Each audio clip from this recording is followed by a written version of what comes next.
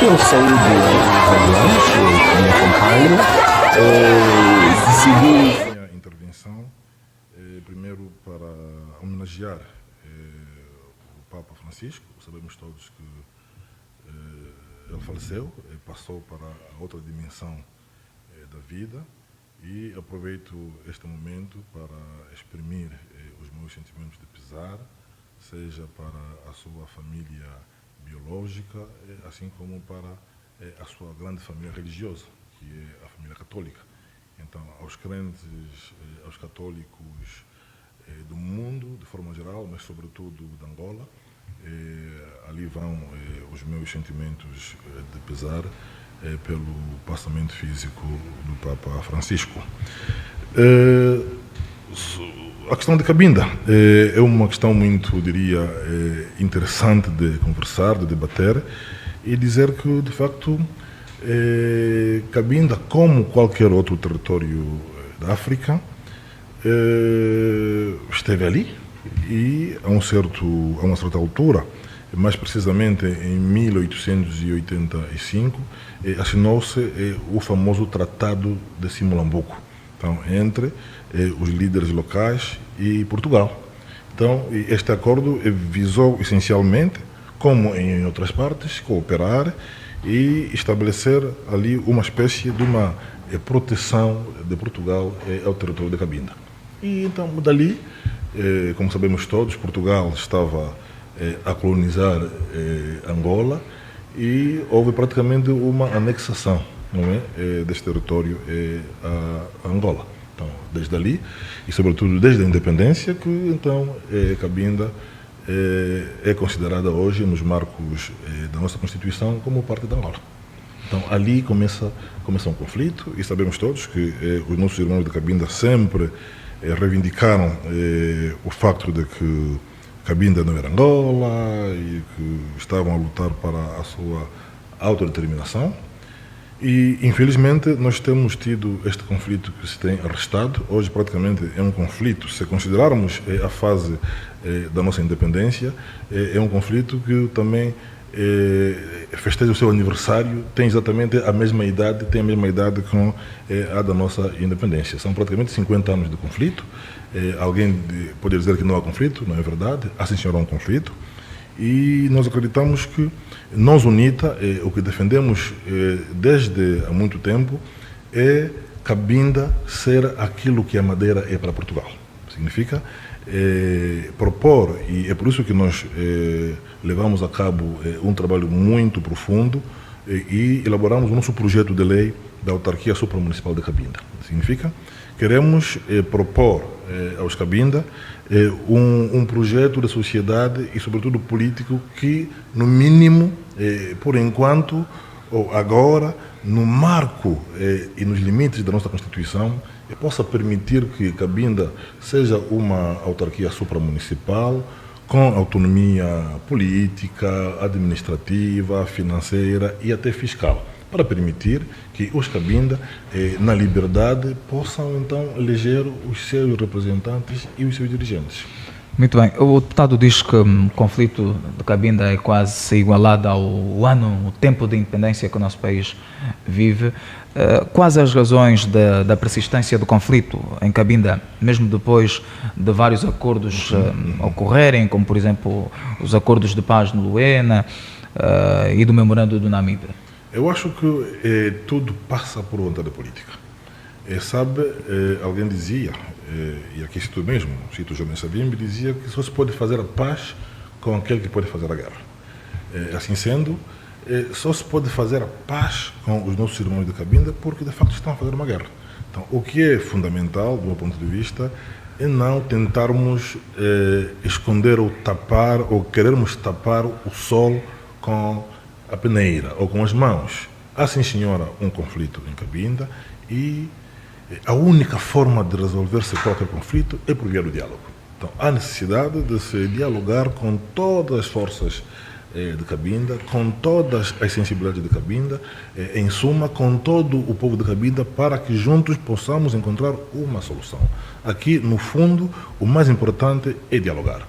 E a nossa proposta, o nosso projeto, é exatamente um convite ao diálogo. A UNITA propõe-se a ajudar, não é? No sentido de encontrarmos uma solução que tenha como base o diálogo, para que possamos ouvir os anseios e os desejos dos nossos irmãos de Cabinda. Eu acho que este elemento que é fundamental. Muito bem. E não entramos nos jogos de querermos ou dar a entender que não há conflito, depois vamos trazer, vamos indicar ou vamos escolher interlocutores que representam simplesmente uma parte. Aqui o fundamental é olharmos para o todo, é fazermos um esforço no sentido de todas as forças vivas de Cabinda, todos os filhos de Cabinda sejam convidados também a sentarem à mesa de negociações e para podermos dialogar. Muito bem. Sr. Deputado, que avanços trouxe esta a discussão iniciada pela UNITA nas últimas jornadas parlamentares realizadas em Cabinda e o que se espera da mediação da UNITA caso o Governo concorde com a proposta do seu partido? Pronto, nós, o que a UNITA fez, o que o seu grupo parlamentar fez, foi exatamente, como já dizia, lançar uma base. E nós sabemos que, no quadro atual dos limites da nossa Constituição, o que se pode dar a Cabinda é uma autonomia política, administrativa, financeira e até fiscal no quadro de uma autarquia supramunicipal. É isso que se pode fazer. E nós não temos aqui um produto acabado, mas temos ideias, temos uma base que foi lançada e foi discutida e ainda continuamos abertos para aprofundarmos as nossas discussões no sentido de os Cabinda, e não só, poderem contribuir de forma qualitativa, não é, com este projeto que consideramos, como já dizia, uma base. E eu quero crer que ela é importante, é uma base que não pode ser desprezada, porque é um contributo da UNITA no processo da pacificação e da resolução definitiva do problema de Cabinda. E devo dizer que nós fomos muito bem recebidos em Cabinda, conversamos com as populações, com parte significativa da sociedade civil, mas continuamos abertos, porque a ideia aqui é fazer tudo no sentido de sermos o mais abrangentes possível na abordagem desta questão, para também a nossa solução ser o mais inclusiva possível. Muito bem. Os deputados estiveram em Cabinda. Qual é a realidade de Cabinda hoje? Quais são os principais problemas? A realidade de Cabinda é lastimável. Significa Cabinda praticamente é a fonte de mais de 60% ou 70% do nosso petróleo, que é a fonte principal também da nossa riqueza.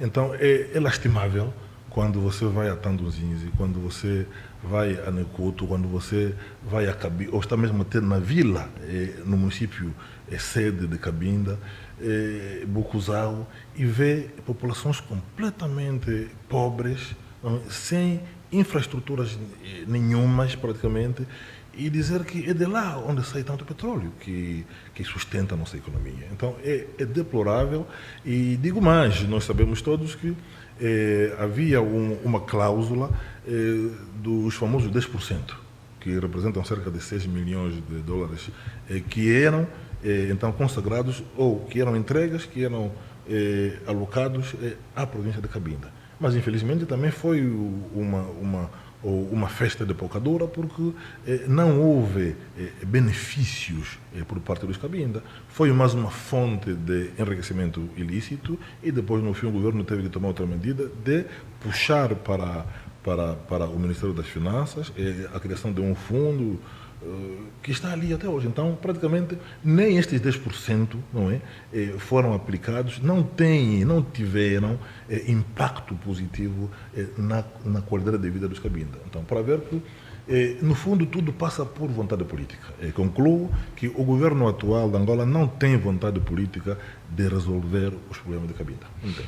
Muito bem. Sr. Deputado, penso ser a semana passada, as Forças Armadas de Cabinda, a FAC, anunciaram um cessar-fogo, mas o governo negou que haja um conflito em Cabinda.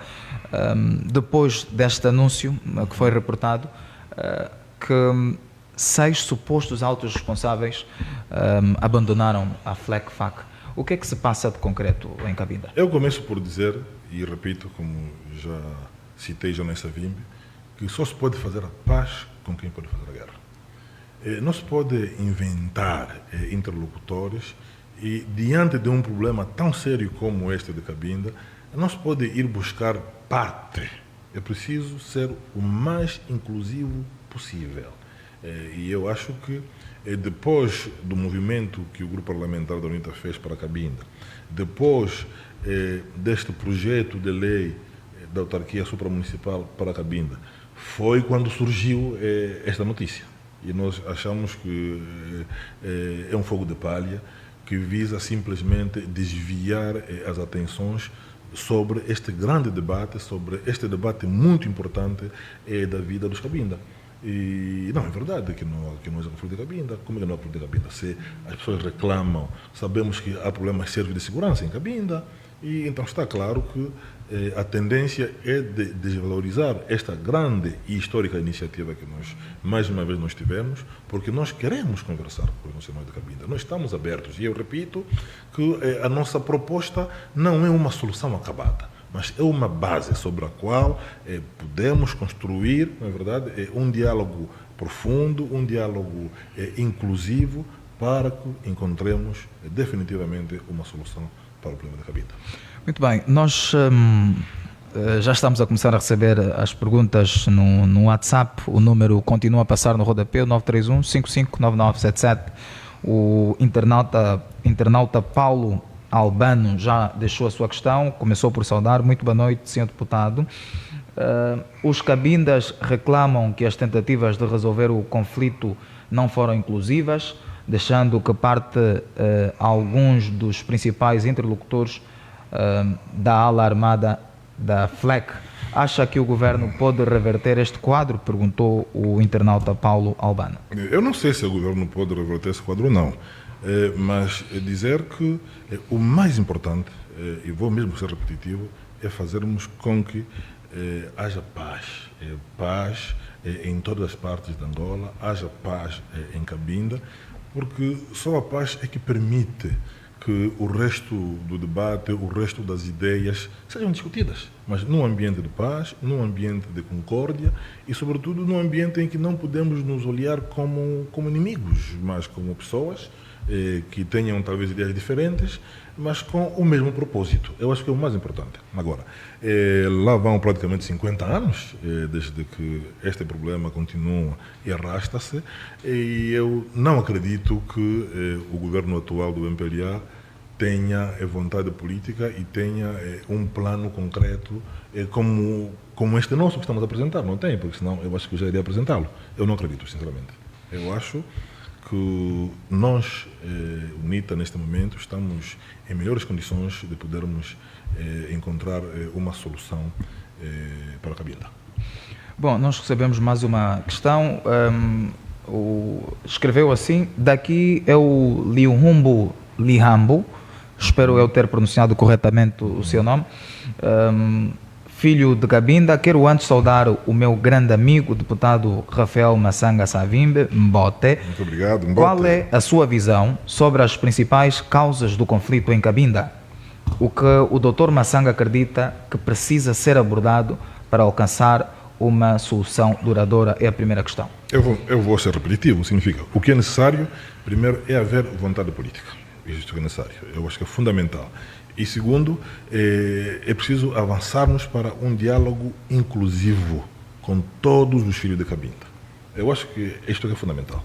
A razão pela qual nós estamos a propor este projeto é exatamente para que sirva de base, para que comecemos por ali com este processo de dialogar, este processo inclusivo, porque nós acreditamos que num ambiente onde o povo de Cabinda tenha autonomia política, financeira, administrativa e até fiscal, é sinal de que, por exemplo, o presidente da Câmara Supramunicipal, se eu for a chamar, por exemplo, será praticamente como um presidente da região autônoma de Cabinda. Então, ele é presidente dos Cabinda, está ali. Então, é uma região autônoma, não é como Madeira é para Portugal hoje. Então, é o presidente da Câmara Supramunicipal que coordena a ação governativa, não é? Tem o seu executivo também dessa autarquia supramunicipal e também tem um parlamento também com esta dimensão. Então, praticamente será o povo de Cabinda ou serão os povos de Cabinda a se autogovernarem, não é? Mas num modelo hoje que a nossa Constituição permite. Então, eu acho que é um bom início, não é? É um bom ensaio, não é? Da forma, e veremos como é que depois a coisa evolui, veremos como é, então, qual será a capacidade de poderem ir resolvendo os seus problemas. Eu acho que é isto que nós queremos para a Cabinda. Muito bem.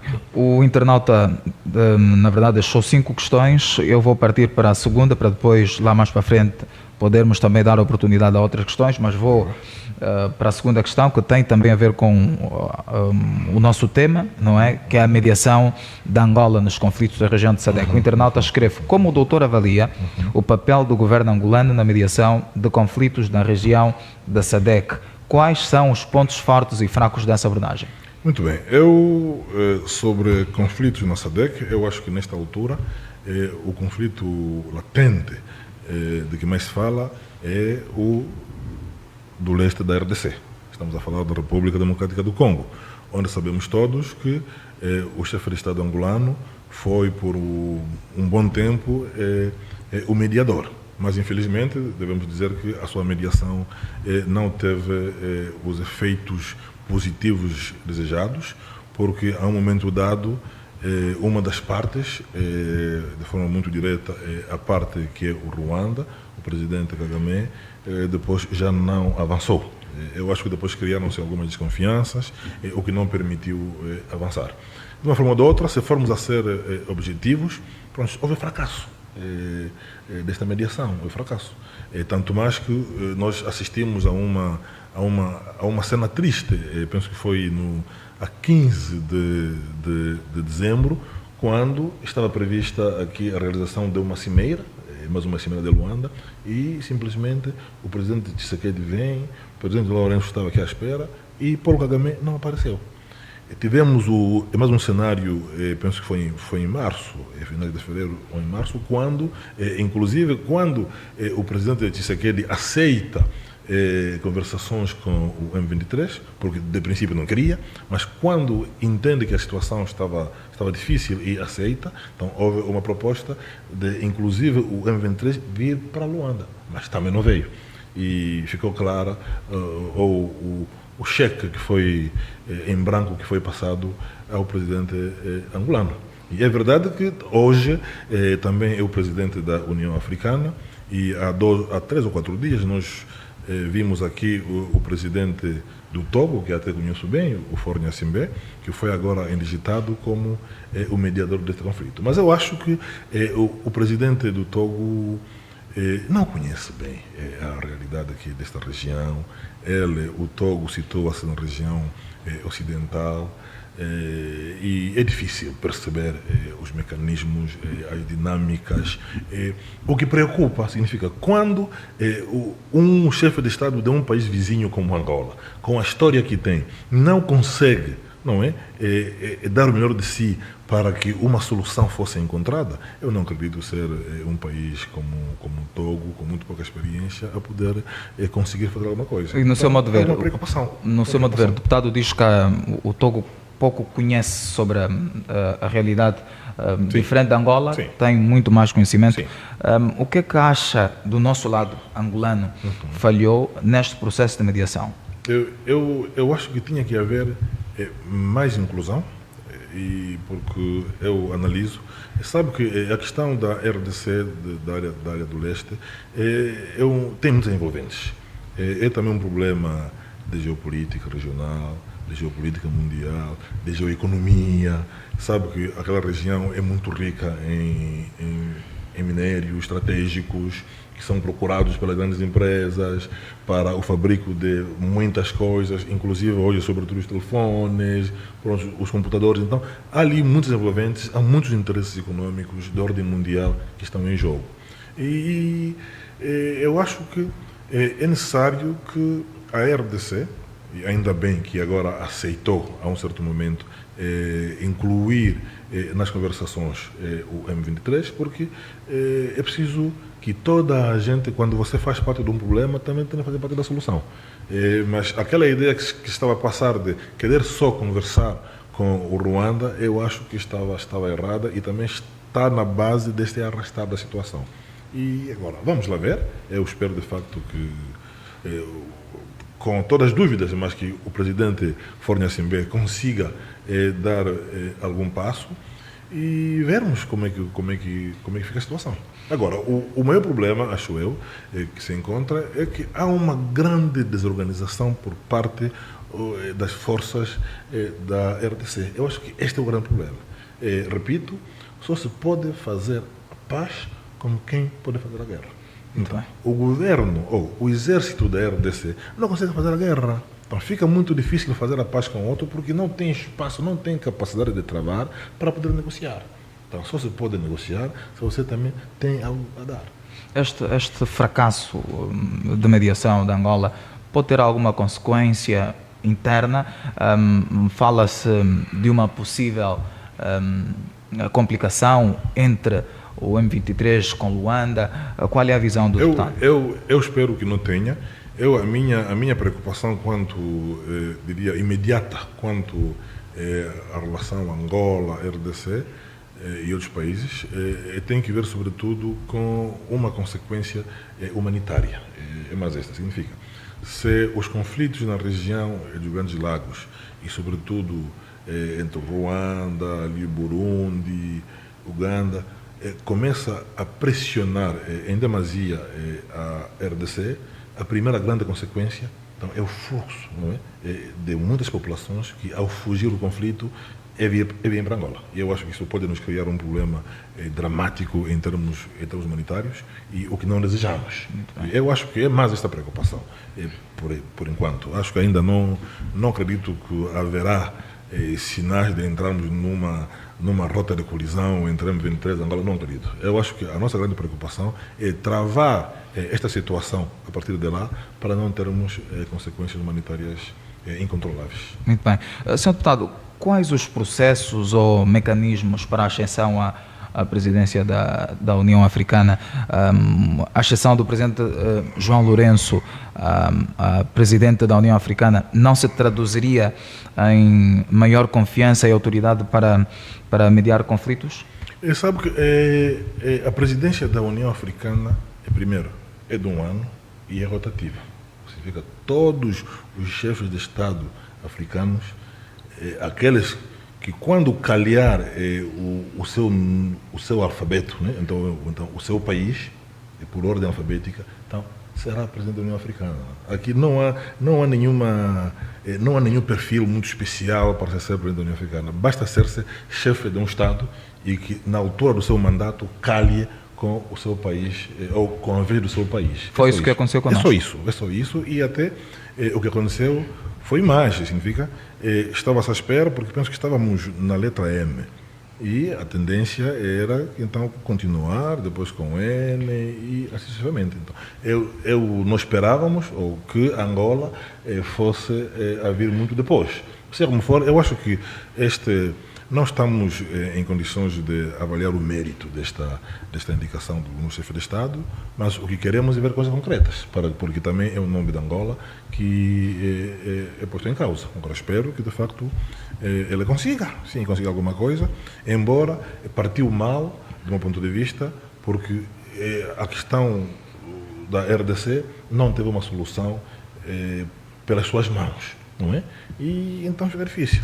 E infelizmente também aqui em Angola nós tivemos em março um incidente diplomático lamentável quando ex-chefes de Estado, altos dirigentes, deputados, ex-vice-presidentes foram bloqueados aqui no aeroporto, foram praticamente detidos aqui no aeroporto com passaportes recolhidos e foi exatamente, eu lembro-me, foi numa quinta-feira, 13 de março, quando também o chefe de Estado angolano estava a fazer o seu discurso, na verdade, o seu primeiro discurso oficial, na qualidade de presidente da União Africana. Então, penso que foi um coincidir infeliz de circunstâncias. Agora, espero que corrija, espero que dê passos significativos no sentido de até ao fim do seu mandato, amanhã diga-se que quem passou por aqui foi Angola e valeu a pena. Muito bem. Bom, Sr. Deputado, seria a presidência de Angola na União Africana uma oportunidade ímpar de implantar ou de implementar o tribunal ou um parlamento regional?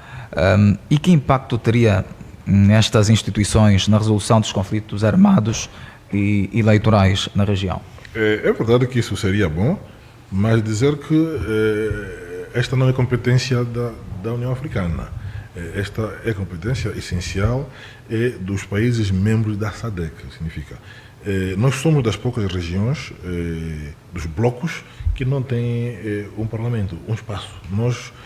As leis que nós temos são leis modelo, porque nós temos o que é chamado de fórum parlamentar. Então, nós temos um fórum parlamentar que discute, elabora e propõe algumas leis modelo. Não é? Mas não temos um parlamento como tal, porque também, no fundo, há a impressão de que alguns chefes de Estado fogem um bocadinho a isso, evitam ao máximo porque pensam que as suas soberanias podem ser postas em causa.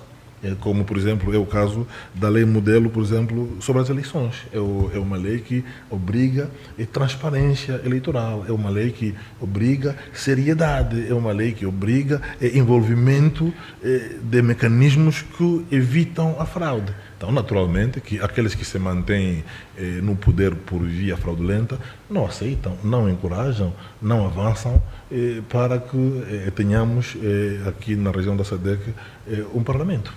Muito bem, vamos voltar um pouco para Cabinda. Sr. Deputado, a guerra em Cabinda é um facto. Até concretizar a proposta da UNITA para a autarquia supramunicipal, mas antes é preciso fazer a paz, como o deputado afirmou. Quais são as vias para o alcance da paz? Repito, vontade política. E eu também espero que, por via desta nossa iniciativa, desse nosso projeto, estejamos também a contribuir para o alcance da paz em Cabinda. Também fiquei satisfeito quando vi um comunicado da FLEC que, considerando esta nossa iniciativa, esta proposta, também abriram-se um bocadinho mais e decretaram um cessar-fogo unilateral de cerca de 2 meses. Eu acho que é um bom passo. É um sinal que estão a dar de que afinal é possível. E mais uma vez, como dizíamos, afinal com vontade política, com abertura, com espírito de congregador, é possível fazermos a paz. E basta vermos como é que então esta nossa iniciativa já está a começar a ter efeitos positivos nas mentes dos Cabinda. Então é possível. É possível. E eu repito para os meus irmãos de Cabinda, este aqui não é um projeto acabado.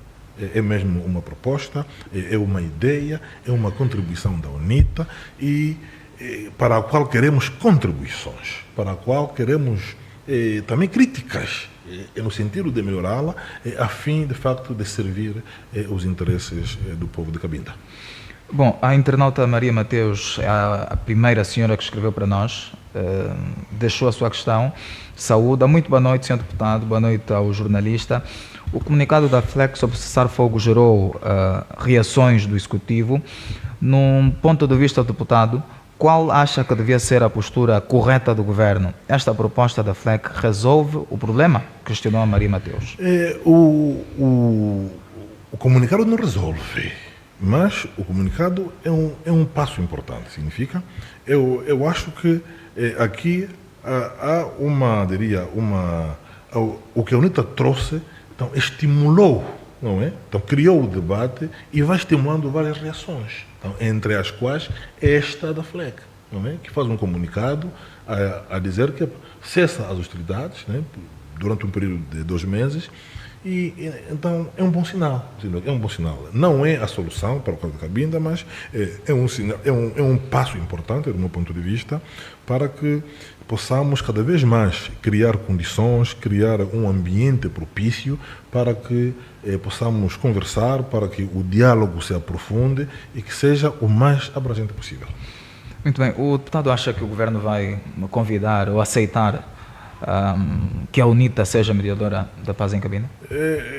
Nós não estamos à procura deste mérito para sermos chamados como tal, mas o que queremos é na qualidade de atores importantes da história deste país, fazermos tudo para contribuirmos no processo de se encontrar uma solução pacífica e, sobretudo, uma solução definitiva que tenha como base o diálogo. É só isso que nós queremos. Muito bem. O Jeremias Pedro escreveu: boa noite, Sr. Deputado, e boa noite aos demais que nos acompanham neste momento. A proposta da UNITA sobre a autarquia supramunicipal pode encontrar eco do Executivo ou será como outra chumbada? Nós desejamos, este é um desejo, significa, o que nós colocamos, a questão, trouxemos o debate, que eu considero uma contribuição importante para a política angolana, e acho que não deveria simplesmente depender da vontade do governo ou de qualquer ator, mas olharmos para esta questão com um sentido patriótico muito elevado, que coloque acima das nossas disputas políticas o interesse nacional e o interesse dos seus povos. Eu acho que esta aqui é a mensagem mais importante. O que nós temos assistido várias vezes, mesmo a nível do Parlamento, é que quando há uma iniciativa vinda da oposição, mormente da UNITA, ela é automaticamente chumbada, simplesmente por ter vindo da UNITA. Mas, tempos mais tarde, vai ver que uma outra iniciativa, que é do governo, neste caso, surge, mas praticamente com o mesmo conteúdo. Então, aqui significa, temos gerido às vezes o nosso país com pequenos ciúmes políticos. E eu acho que há questões tão importantes que têm de definir o rumo de gerações, o rumo da vida deste povo, em que, quando surgem, nós devíamos mesmo colocar de lado as pequenas coisas, mas olharmos para o país, olharmos para o povo, olharmos para o cidadão e olharmos para o interesse superior deste país, que tanto precisa, não é, a um certo momento, de ver os seus atores políticos colocarem mesmo de parte ainda as pequenas disputas, quando estamos a debater, quando estamos a discutir questões de interesse nacional. Como mesmo esta questão da própria autarcização, mesmo aqui a nível do território. Então, nós vemos que há sempre tendência de colocar ali alguns entraves, simplesmente do meu ponto de vista, porque o partido que sustenta o governo sabe que não vão conseguir fazer fraude como tenha feito, não é? Por exemplo, no processo de eleições autárquicas, porque são espaços mais pequenos, não é? São comunidades, são populações eleitorais também mais reduzidas, então não têm espaço de manobra e sabem que vão perder, sabem. E então a tendência é sempre de querer acomodar os seus militantes para continuarem administradores, para continuarem funcionários, mas não é por ali. Nós temos que resolver problemas básicos da população. São problemas de água, problemas de luz, problemas de saneamento, problemas de saúde, mas é isto que faz a sociedade. Porque, como eu sempre disse, e vou repetir, os mosquitos, quando picarem alguém, não vão escolher porque este é da UNITA ou este é da oposição. Nós vivemos nas comunidades, estamos nos bairros, os nossos filhos vão às mesmas escolas, não é? Então, há questões que têm de ser mesmo analisadas com um sentimento patriótico muito elevado. E não nos limitarmos a pequenas disputas políticas. Bem, bom, Sr. Deputado, nós estamos a ser acompanhados também pelo TikTok e recebemos aqui uma pergunta do internauta Cláudio de Carvalho. Ele escreve: que estratégia a oposição está a preparar para, junto do governo, trazer mais emprego aos angolanos? Bom, dizer que a questão do emprego, eu não considero que o emprego seja uma questão que tem de ser dada de forma direta ao cidadão. Também o governo assim não consegue. Mas é preciso criar condições econômicas. É preciso garantir, do meu ponto de vista, que realmente abracemos a economia de mercado e encorajemos a iniciativa privada no sentido destes, não é? Na sua ginástica econômica, empresarial, terem capacidade de gerar empregos. Eu acho que esta é a solução. A nível governamental, podem haver alguns postos de trabalho, mas limitados. Há alguns concursos, também sabemos que há muitos problemas, alguns entram, mas não basta. Eu acho que ainda o fundamental é, de facto, fazermos com que tenhamos um ambiente econômico, um ambiente de negócios favorável, que faça com que cada um, na sua iniciativa, cada um possa fazer a sua ginástica econômica no sentido de não só ele próprio criar o seu autoemprego, por exemplo, mas também tenha a capacidade de gerar mais empregos. É assim que eu penso. Muito bem, Sr. Deputado, hoje, segunda-feira, os deputados estiveram na Assembleia Nacional e, pelo que se sabe, o presidente da CNE foi empossado. Em meio a várias contestações, eu sei que está correto, do seu grupo parlamentar, da sociedade civil e do povo angolano que estão dentro ou fora do país, como olha para a posse de Manuel Pereira da Silva, conhecido como Manico, como presidente do Conselho Nacional Eleitoral? Olho para esta tomada de posse com muita preocupação do futuro do país. Sabemos todos que, face à forma como o concurso decorreu, a UNITA submeteu duas peças importantes junto do Tribunal Constitucional. Primeiro, uma providência cautelar que visava evitar esta tomada de posse, enquanto outras questões fossem esclarecidas, e a outra, uma ação principal, que agora visa anular mesmo o próprio concurso, porque consideramos que, no fim, introduziram alguns requisitos, como é o caso ligado a uma certa experiência na CNE, que praticamente foi uma forma de anular outras candidaturas. Então, nós pensamos que, logo de princípio, este jogo começou muito mal. Muito mal, razão pela qual nós tivemos que abandonar o plenário da Assembleia Nacional para protestarmos. Agora, naturalmente que não podemos ficar por ali, porque estamos a ver a preocupação não só nossa, como partido político, mas sobretudo da sociedade angolana, em perguntar o que fazer, como é que vamos. Se é Manico que continua a presidir os destinos da CNE, também já sabemos mais ou menos qual vai ser o resultado. Estamos a ver que há uma série de leis ligadas ao pacote legislativo eleitoral que vão ser também revistas. A tendência é sempre de diminuir, de emagrecer o espaço democrático. Tudo aquilo que nós tínhamos conseguido antes está a ser emagrecido exatamente para facilitar as provas eleitorais. Eu não acredito, eu acho que a Angola já não está preparada para mais uma fraude.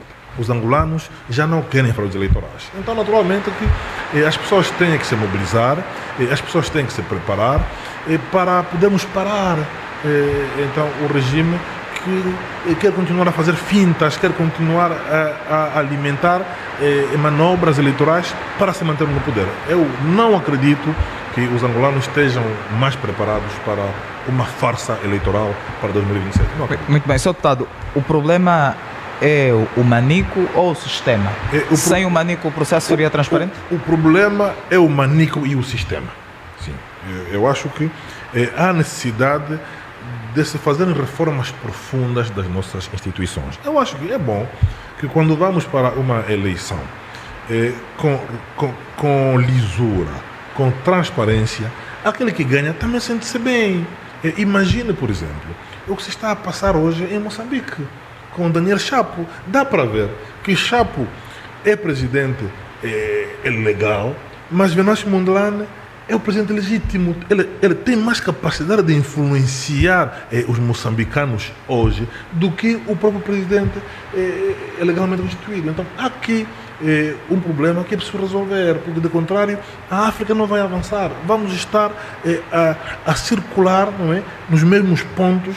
Estamos a entrar aqui num ciclo vicioso que é perigoso, seja para a nossa estabilidade política, seja para a estabilidade econômica e seja para o desenvolvimento sustentável que nós precisamos. São 50 anos de independência e os que nasceram em 2002, quando terminou o conflito armado, agora tem 23 anos.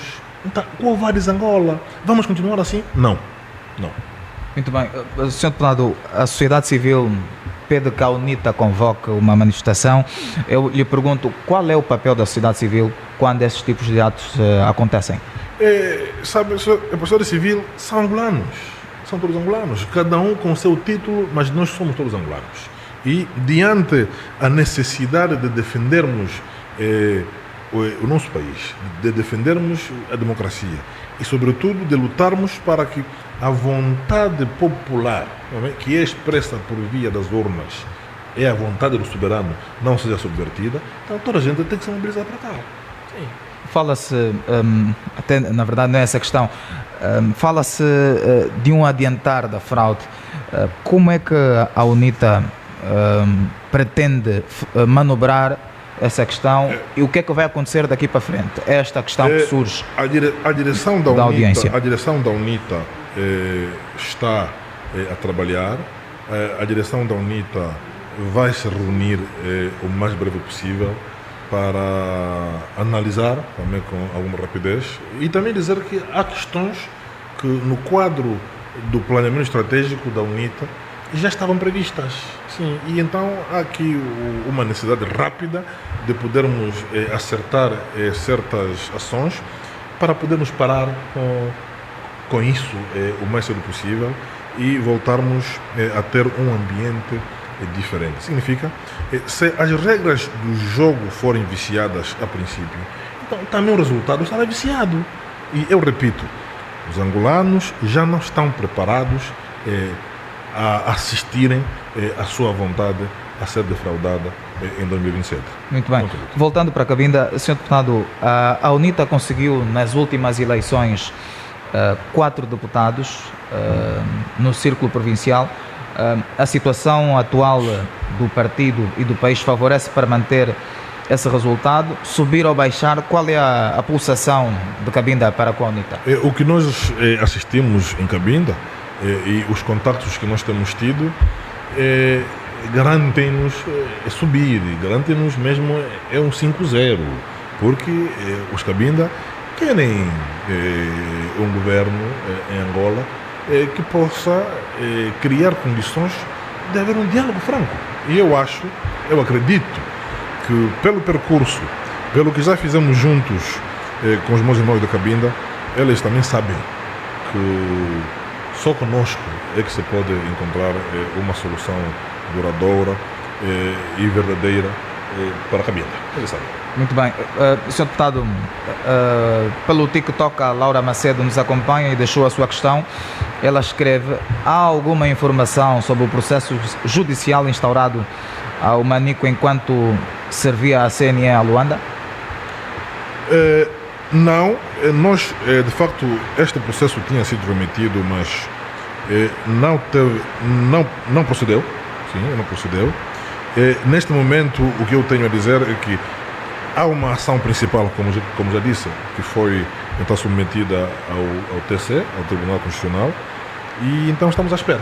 Felizmente esta ação principal não foi indeferida, então está a ser analisada e seguramente nos próximos dias teremos algum sinal, alguma reação por parte, ou mesmo diria alguma resposta por parte do Tribunal Constitucional. Mas eu repito, isto não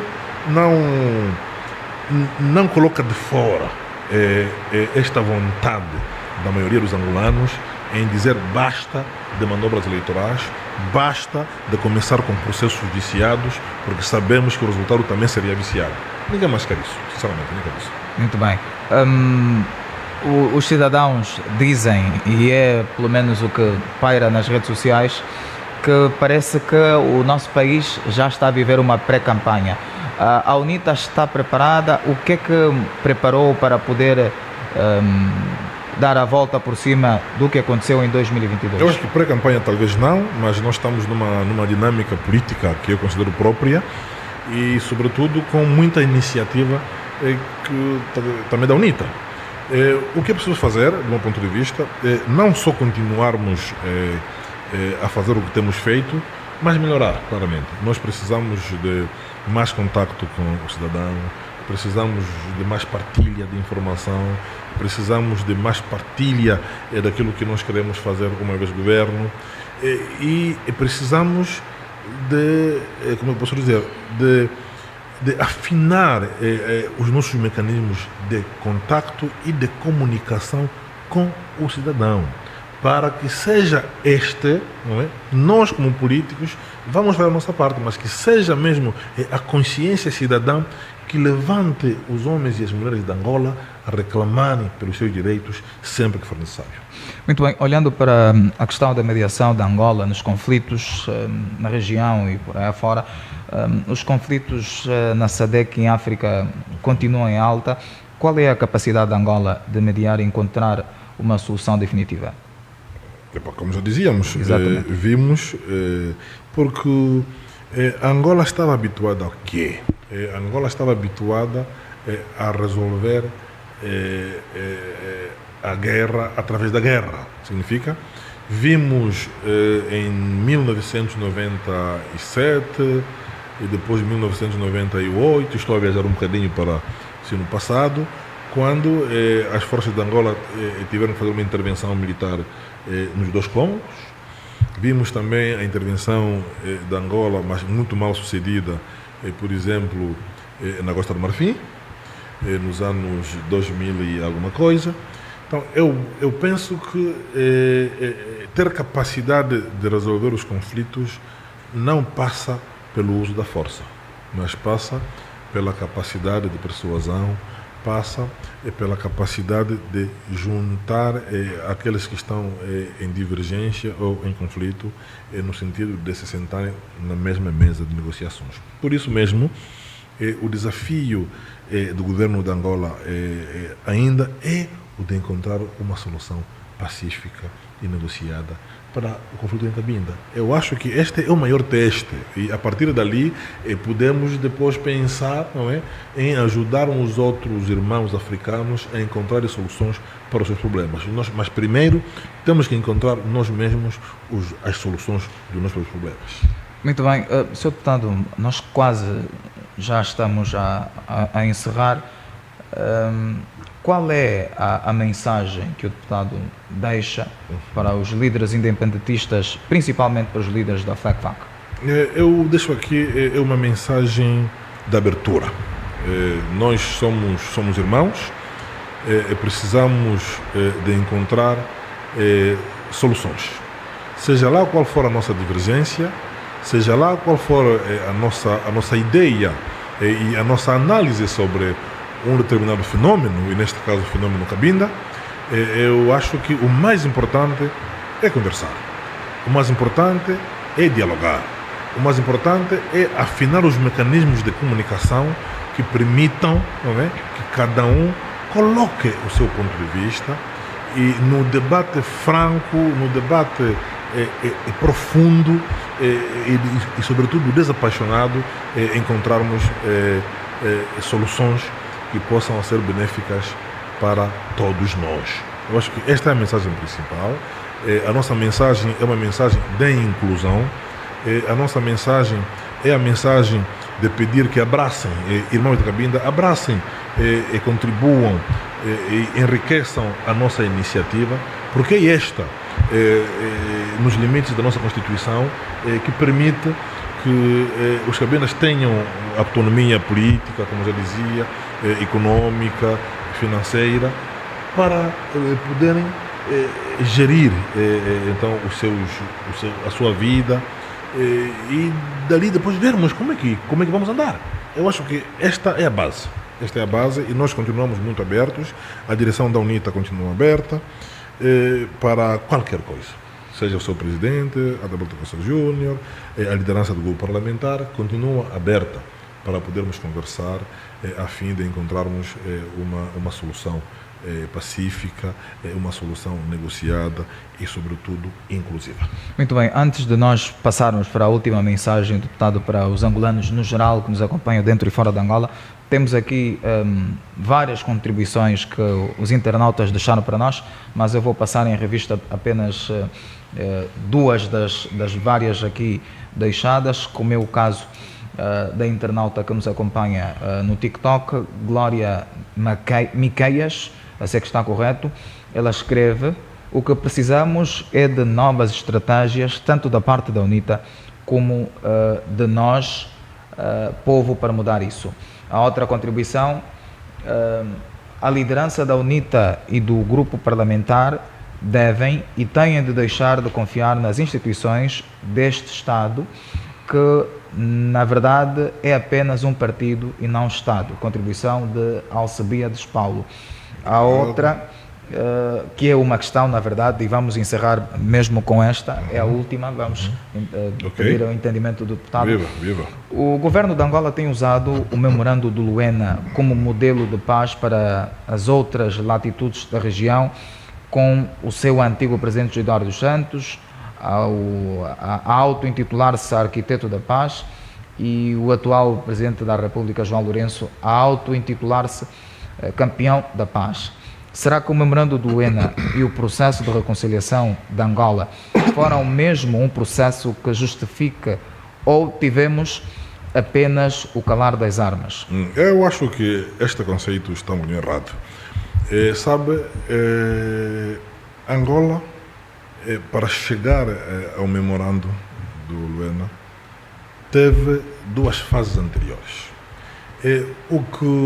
As bases fundamentais que trouxeram paz para Angola são os chamados Acordos Gerais de Paz para Angola, assinados a 31 de maio de 1991 em Bicesse, Portugal.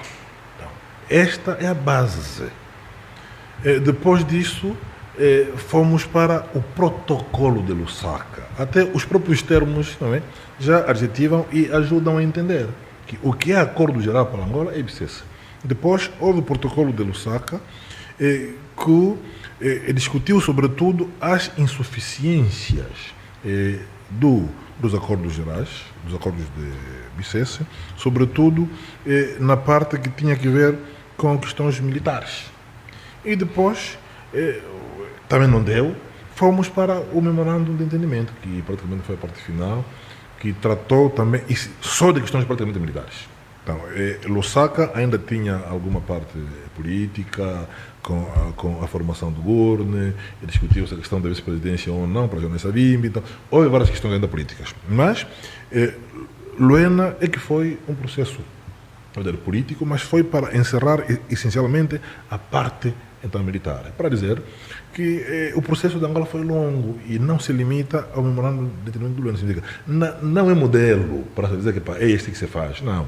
O que se faz talvez é preciso compilar esses três processos, esses três esforços, porque são estes que podem, sim senhora, servir de escola, de base, para que inspirem, ou então para que inspiremos outros povos na busca de soluções de conflitos nos seus países. E eu acho que a questão de arquiteto da paz, a questão do campeão, nós queremos um campeão que de facto resolvesse o problema que lhe foi colocado, que é o problema da RDC. É um problema, é verdade, complexo, mas muitos acreditaram também que com a experiência de Angola talvez fosse possível, mas infelizmente não foi possível. O conflito na RDC continua, com muita pena. E vamos então desejar que, agora na qualidade de presidente da União Africana, faça alguma coisa no sentido de encontrar-se uma solução pacífica. Mas eu volto, é preciso primeiro resolver os problemas de casa. Só assim é que você vai ter capacidade de, com honra, com cabeça erguida, resolver os problemas do vizinho e de outros. Então é necessário. Nós temos que resolver a questão de Cabinda, também aqui entre nós, para servir de lição, de modelo, na forma como nós teremos encontrado esta solução. Muito bem. Sr. Deputado, para encerrar, qual é mensagem final que deixa para todos aqueles que nos acompanham dentro e fora da Angola, pelo TikTok, Facebook, para os angolanos no geral? Eu saúdo calorosamente todos os que nos seguiram. Como dizia no introito da minha intervenção, 1 hora parece muito, mas é pouco, já acabou. Agradecer a todos os que estão nos seguir até agora, até este momento. E mensagem de esperança. Apesar de todos os problemas, apesar de todas as dificuldades, é possível realizar Angola. É possível fazermos diferente. E eu acredito, tu acreditas, acreditemos, é possível. Com todas as artimanhas que estão a ser criadas, com todas as manobras, há um certo momento da vida dos povos, quando os povos dizem basta, ninguém mais consegue. E eu sinto esta vontade do basta nos angolanos e, sobretudo, na sua juventude. Sabe que mais de 70% da população angolana é jovem e com menos de 25 anos. Então, são pessoas que pensam no seu futuro, são pessoas que estão preocupadas com o que fazer, com a sua formação, não é? Com o seu emprego, com uma vida melhor. E também hoje, felizmente, as novas tecnologias de informação permitem que as pessoas comparem as várias realidades. As pessoas também viajam. Então, há aqui muitos fatores que devem ser considerados para que a nossa ação como políticos seja aquela que responda e corresponda com a vontade da maioria deste país, que é essencialmente jovem. Então, eu deixo esta mensagem também forte para a juventude, para não perder a esperança, para continuar a trabalhar, para continuar a contribuir de forma qualitativa para que o nosso país viva momentos diferentes. 50 anos depois da independência, não é aceitável, não é admissível ainda termos que nos deparar com questões de cólera aqui na capital angolana. 50 anos depois. É sinal de que este governo falhou, este governo